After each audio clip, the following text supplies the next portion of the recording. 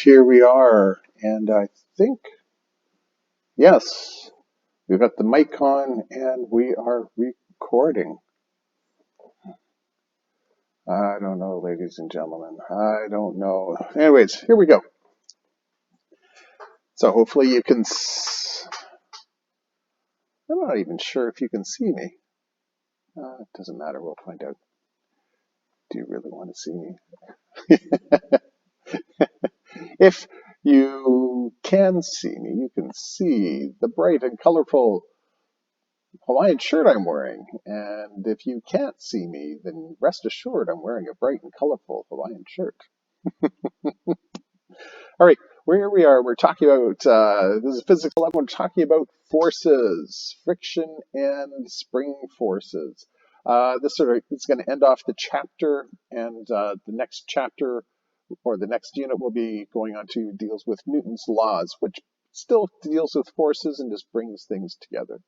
But we've been talking about gravity, the force of gravity within a uniform gravitational field, such as close to the Earth. And then gravity when we're dealing with gravity in space and we're dealing with diameters of the Earth and distances that way. So now we're bringing this to friction. So friction, let's get a pen here. We need to choose the right pen because I didn't do that before. And there we have this. All right, let's try this. So here we've got friction. Now, friction is a force. It's not just an attitude, Ava. Stop giving me the friction. Friction, we always have friction when we have materials that are in contact with each other. So when they're sliding against each other. Now, when they're sliding, so when there's motion, friction always goes in the direction opposite to motion. So if we're pushing one way, friction's going to push the other way. We can never get friction to push with us. It's always against us. Friction is based upon or dependent upon the amount of force that's pressing the surfaces together, the force holding the surfaces together. And we'll talk about that. And it's also dependent upon the nature of the surfaces that are in contact. And we'll talk more about those things. So these are the force holding the surfaces together, and what the surfaces are like is what the force of friction is going to be based upon. It's not going to be based upon the contact area. So it's not like you're going to have more friction when you have a larger surface area as opposed to a smaller surface area. The surface area is independent of the force of friction. And we also say that it's independent of the speed of contact, the contact point. So it's not a matter of there's not more friction when you rub faster or when you rub slower. There's the same amount of friction. And so we can say that friction is really quite simple. It's a very short formula that we use, and easy peasy lemon squeezy, we're going to be working with it quite well. But in reality, it's really much more complicated in the details. And there was an article I was reading from years ago in Scientific American talking about friction. And just this person was trying to do some definitive research in terms of friction and what friction is and so on. And it was really quite difficult. I mean, because smoothness, like if we think of friction, we often think of sort of like sandpaper. And we think of, if we're zooming in on this, we've got our sandpaper and surfaces that are hills and valleys. And we can see then that we're going to have, contact points that are going to make it so you can't move. And there'll be large amounts of friction. So we can say, well, all right, if we want to decrease the friction, we just need to smooth things down. And so we can make our surfaces that much flatter.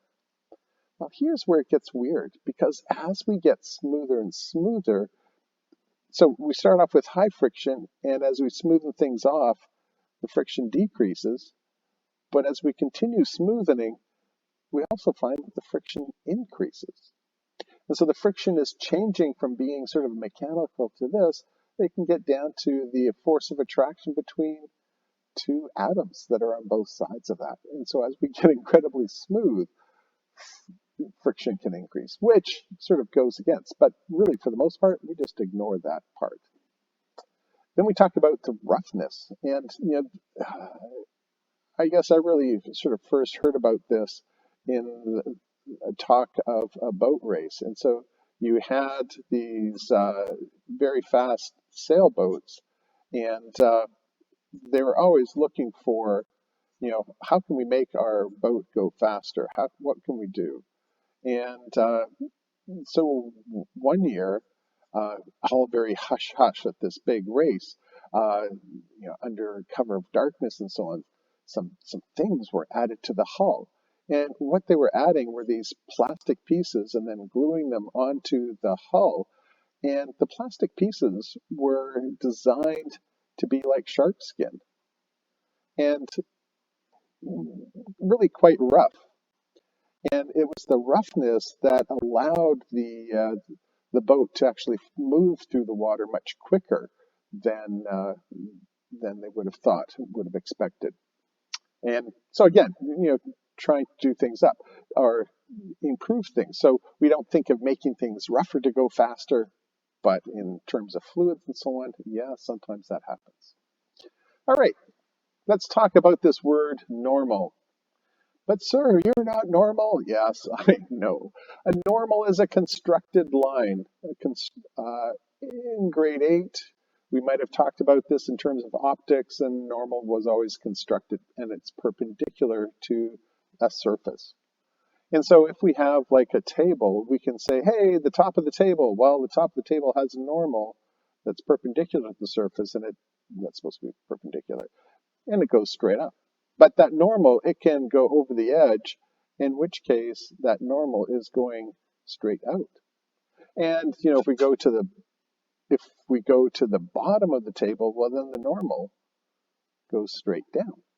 The normal is constructed always perpendicular to the surface. Well, what about a curved surface? Well, there again, we're going to say the normal here is going to be going, what's my normal arrow? There we go. It's going out that way, whereas here it's going out sort of that way. Here it's going out this way. And so the normal changes, the direction the normal changes. Normals are constructed perpendicular to the surface. So we're going to talk about the normal force. And in essence, this normal force is going to be the force that is keeping us or keeping the parts together. So again, if we have a table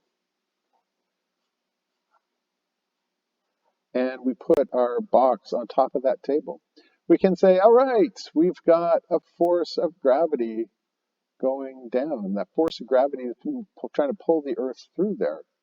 If there wasn't the table, the box would be falling. But the box isn't falling. And why isn't the box falling? Well, because there's the table.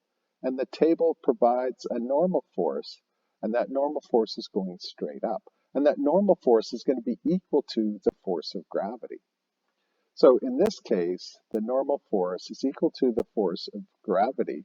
And why is this important? And it's not important to you. It's not important to you because in physics 11, this is always going to be the case. The normal force will equal the force of gravity. But I'm always going to express the force of friction in terms of the normal force, because what it does, it sets you up for physics 12. Because in physics 12, what we do is that we say, get off of that table and let's go onto a ramp or a hill, because we like skiing, tobogganing, that sort of thing. So we have still the force of gravity, and the force of gravity is going to go down. Why? Because the Earth is down. That's why.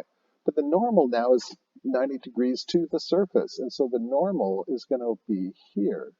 And our force of friction is going to be based upon the value of this normal, not the force of gravity.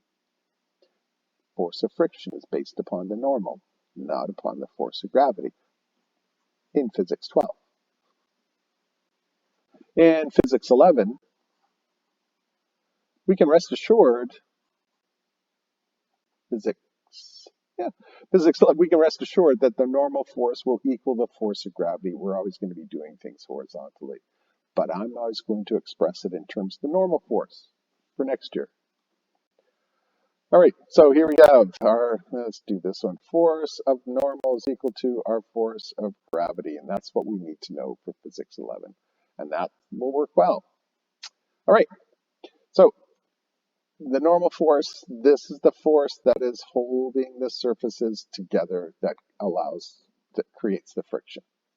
All right, so that was one aspect of the force of friction. The second part of the force of friction is what we call the coefficient of friction, and we call it mu. And if you're a Pokemon, turn Mewtwo. Anyways, here we have mu that looks like a U letter with a long tail in the front.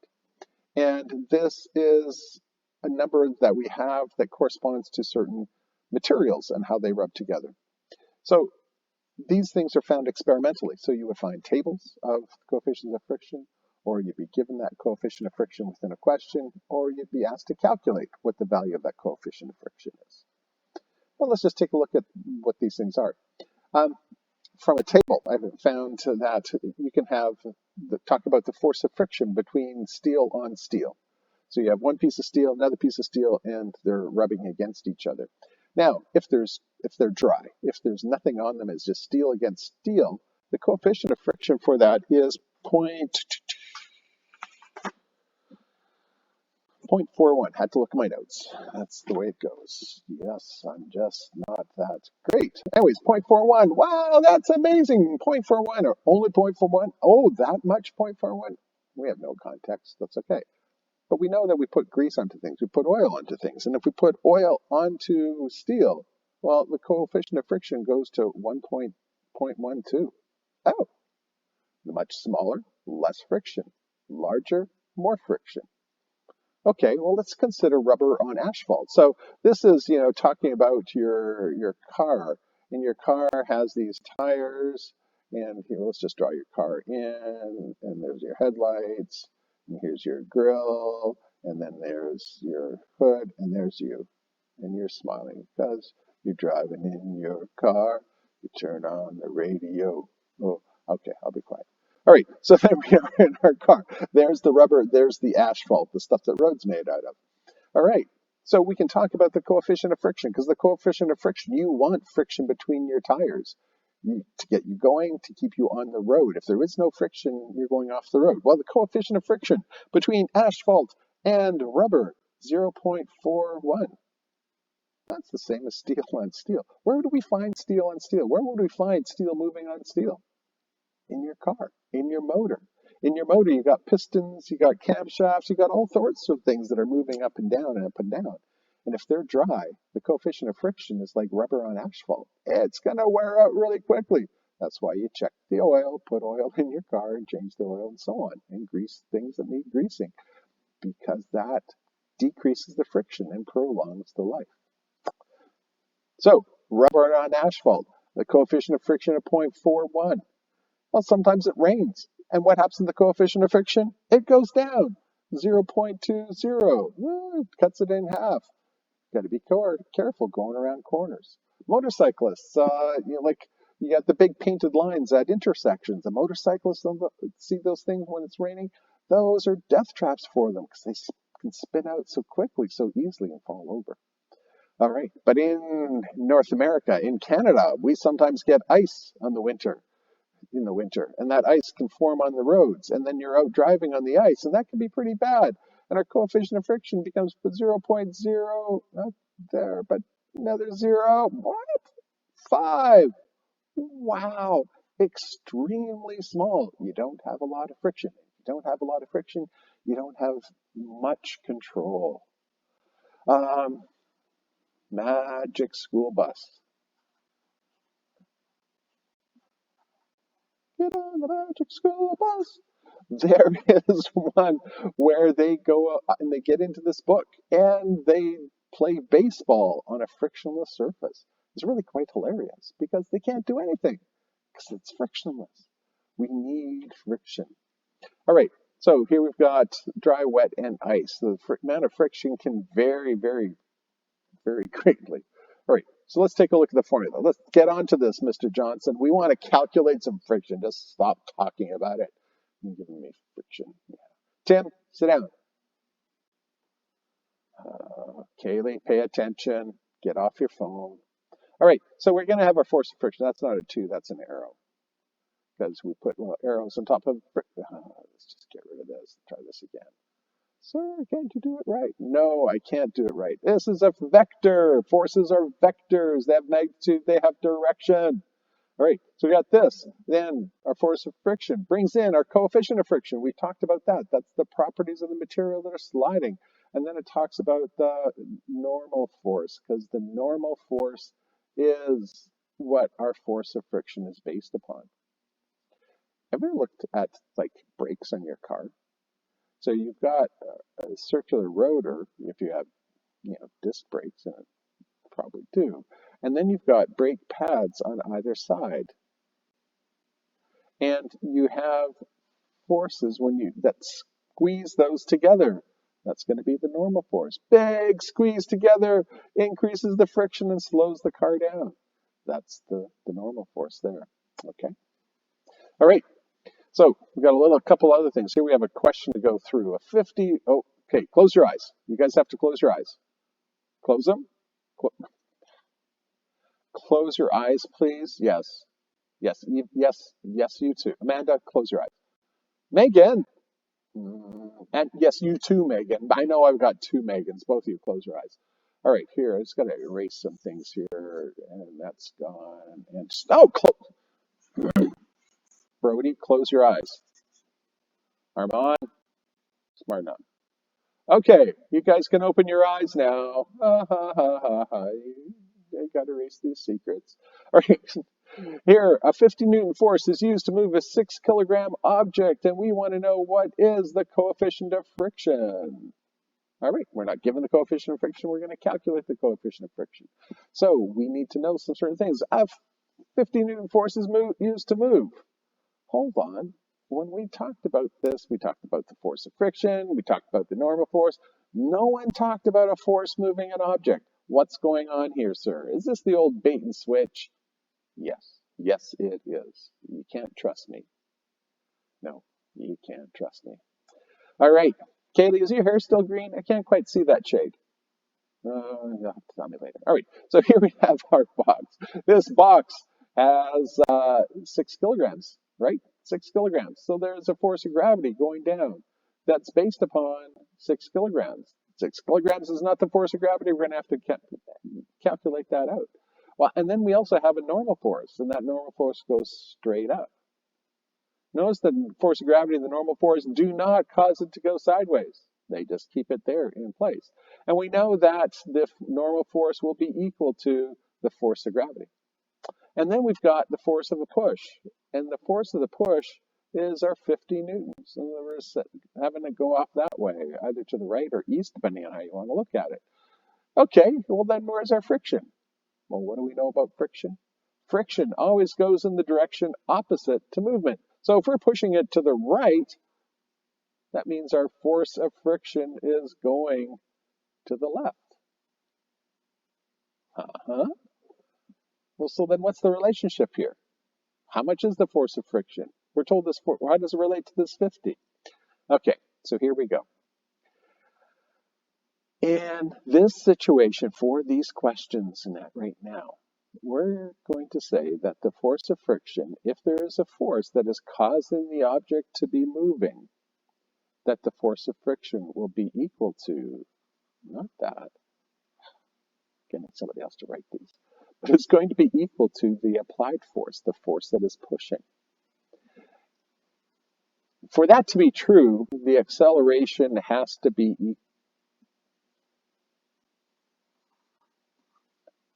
For that to be true, the acceleration has to be equal to 0.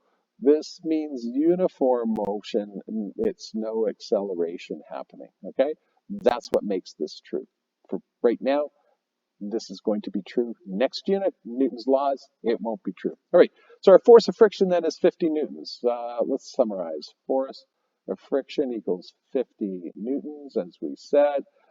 Coefficient of friction, that's where we're trying to find. So then we need our normal force. Well, our normal force, we don't have our normal force, but we do know that our normal force is going to be equal to the force of gravity because, hey, we're in physics 11, and Mr. Johnson said that's the way it works. It's always going to be true. So we have our normal force. We have our gravitational force, which is equal to mg. Do we know what m is?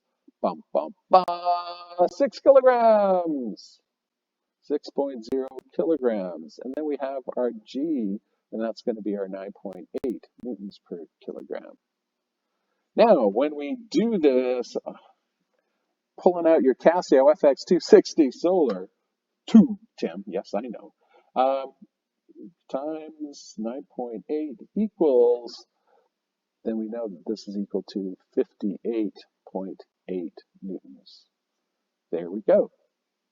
Have we calculated anything yet? No, not really. So we have our force of friction, because that's our equation.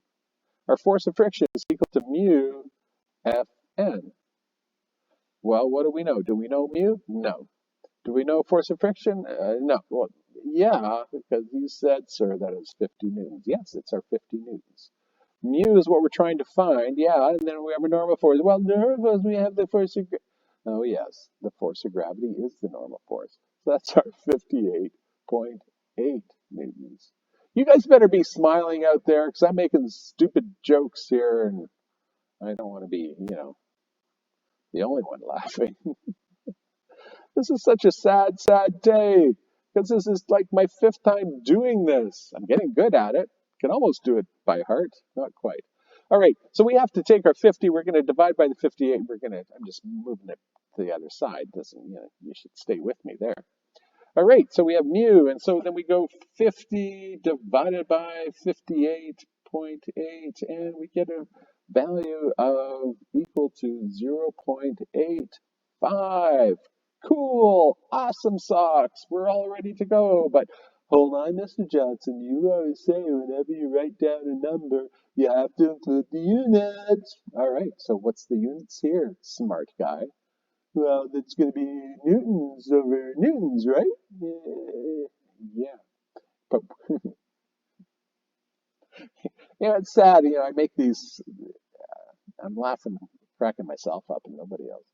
Anyways, so we've got newtons divided by newtons. And this is the stupid thing, or interesting thing, is that when you go newtons divided by newtons, poof, it disappears into a 1. And so, poof, there is no unit. This number, the coefficient of friction, is a unitless number. There is not a unit that goes along with it. One of the few times. There you go. You should be happy. So there's a coefficient of friction, 0.85. Let's go on to another question. So here, there's a coefficient of friction. They're telling us the coefficient of friction is 0.35, and they want to know what is the force of friction on the 5 kilogram box. Bum, bum, bum. All right, so we're going to have our table. We're going to have our 5 kilogram box, and we want to know what the force of friction is. Well, what do we know? Mu is equal to 0.35. We want the force of friction, so that's our question mark. And then we've got need our normal force. Well, do we have a normal force? No, but we can say that's equal to force of gravity, which is m times g, so that's 5 times, because that's 5 kilograms, you remember that, 9.8. Hey, Haley, smarten up. Because you're doing this late when everyone else is doing stuff, because you've been working, I hope. 5 times 9.8, and that's equal to 49. All right, so let's calculate our force of friction. We're calculating force of friction. We're doing all right, there's our mu. There's our normal force. That's the formula we've got. Easy peasy lemon squeezy. So our force of friction is equal to mu. Mu, well, that's 0.35. 0.35.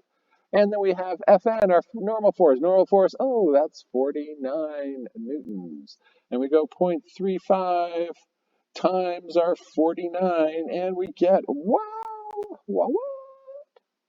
our whopping force of friction of 17 newtons. Scooch, skinnabarinky dink. There we go. That's how we've done it. So we've done 2 examples with the force of friction. Let's go on. Elastic forces. Bum, bum, bum. Elastoman. Anyways, we have elastic forces when we have non-permanent deformations that happen. And so, you can think of an elastic band. You probably had some elastic bands. You can take an elastic band and you can, you can stretch it between your fingers. And so you got one finger here, and you got the other finger here, and you've stretched it. Oh, there's your hands. And then you and there's your other hand. And yeah. And it's kind of weird because you're stretching them weirdly. But anyways, if you got, let's give you a watch. There you go. Oh, you don't want a watch. You want a Fitbit. Okay, let's give you a Fitbit. There you go. There's your Fitbit. And there's, your back of your hand. Okay, you stretch this thing. Wow, cool. You might shoot it at your sister or your brother, or else you just let it go back. And you let it go back, and it goes back to the regular shape. It springs back. That's the idea of elastics. They are non-permanent deformations. You apply a force, stretch it, and then it goes back to original size. You can think of like regular springs. You can take a spring, and sometimes you can compress the spring. You apply a force, and it changes, it deforms, and then you release it, and it goes back up again. And then you might take it, and you might even stretch it, because you're applying a force downwards. So you can stretch springs and you can compress springs, but when you release them, they go back to their regular size. Oh, I have to have some fun. You guys aren't here. All right, so we have springs like this. And you can also think of bouncy balls. Bouncy balls also exhibit elastic forces within there, because you can think of a bouncy ball. There's our bouncy ball, and it's falling. And then there's the floor down here. Well, when it hits the floor, what happens? Well, it goes like that. It deforms, and then it springs back up and goes flying back up. That's why bouncy balls bounce. Remember that ball I have at school that is a non-bouncy ball and it's filled with sand and so on? A nice round ball. Oh, look at that. They drop it and it goes whoop, and sits there. Permanent deformation. Not elastic. That's not elastic. This is elastic. So springs and elastic, non-permanent deformations, and stuff happens. The equation for this, really, really tough. F is equal to kx. F is our deforming force. So that's our force in newtons. K is, wow, hey, it's really cool. It's our spring constant.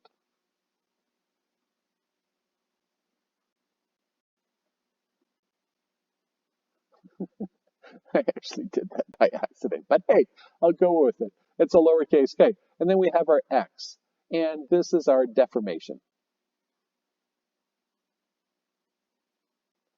Made some joke earlier about the deformation. I can't remember what it is. All right. Oh, wow. I don't have to get you to close your eyes. Just going to clean this up. All right. So there's our equation that we have when we're dealing with forces, spring forces, the spring constant, and our elastic. So let's come down and take a look at it. Like, you guys know all have done work with springs with spring constants, right? No? Really? Because like you go to the hardware store and say, hey, can I get a 40 Newton meter spring constant spring? And they look at you sideways, right? Yeah, they do. We don't have spring constants. I mean, there are spring constants. We don't talk about them. Hush, hush, and all that. But we can go through, we can calculate what a spring constant is by doing experiments on it, and let's take a look at the deformation, the forces involved, and so on. And there would be people who would do that for springs. And so when they need springs of particular types, they're going to go through and they're going to create them, and they're going to create them with a certain spring constant that was identified by an engineer. So in certain situations, yes, people will know what a spring constant is for a spring. But most of the other time, for us, you and me, we don't really care. All right, so a spring constant is stretched by 10 centimeters. What is the force? All right, so what information do we know? Our spring constant, well, that's equal to 40 newtons per meter. It's stretched by 10 centimeters. Well, stretched by 10 centimeters, that'd be our x, our deformation. 10 centimeters, but we don't really want to do centimeters. Oh. So 10 centimeters is meters, 0.10 meters. And then we want to know how much the force is. That's our unknown. All right, so now we're ready. So F is equal to kx. F. Well, K, well, we know our K is 40 newtons per meter. And then we have our X. Well, that's 0.1 meter. Yeah, you may have to put meters so that that cancels out and then left with newtons.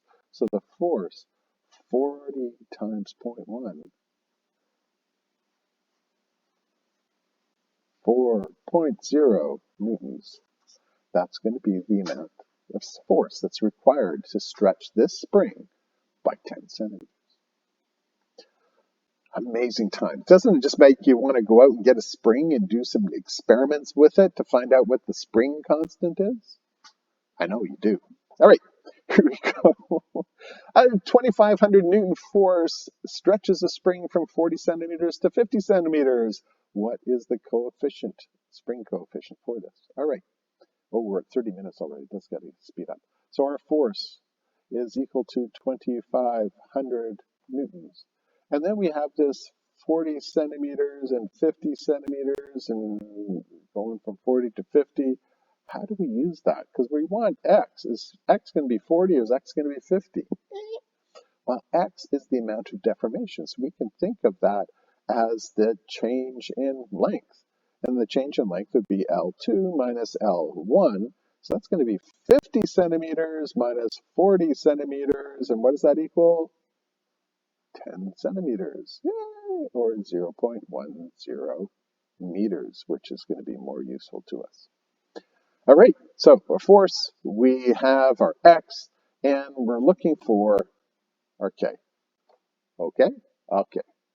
Okay, so F is equal to kx. There's our force. Our force is 2,500 newtons. There's our k, and our x is 0.10 meters. Dives over there. And so we get 2,500 divided by 0.1. Yeah! K is equal to 25,000 newtons per meter. And there we have our spring constant for this spring. This would be actually how they would work out the spring constant. They would take a spring, take a look at the force involved, the length that it moves, and calculate it that way. All right, here we are. Here we are. Here we are. All right, we have. I'm sorry. I'm not even that tired right now. Gotta order some stuff on Amazon. Stuff to do. I should might have to take you on a video tour of my Airstream that I've been working on. I start polishing it a little bit. Right now, I'm working on the solar panels on the roof and just trying to get those installed and I can get those wired up. And anyways, enough of this. Come on, Mr. Johnson. Right, review 5.10. And I want you to do questions 14 to 20. And I'm just trying to think.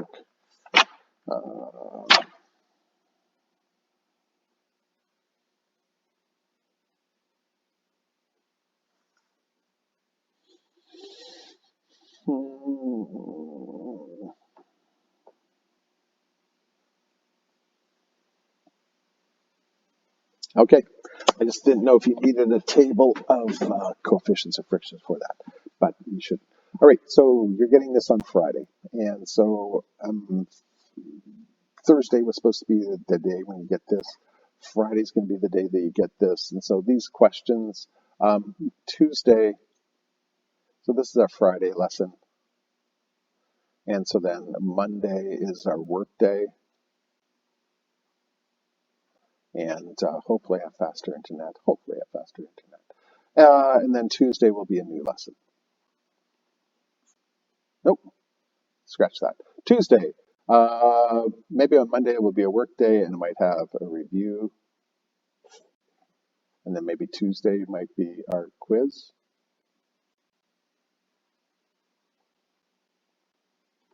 Okay, you guys really need to talk to me. You guys need to let me know if the pace is going okay. Some of you do call in. Some of you do ask for help. Call for help. Help! And that's great. That's really great. More of you might need to do that. As I say, I'm waiting on faster internet. They said 2 to 3 days. Then they said 5 to 10 days. And it's been like 12, 13 days. And it's still not here. What is going on? I need to talk to them. All right. The psychotic ramblings of a YouTube teacher. All right. You guys take care. And I always enjoy talking with you guys. Take care. Bye bye.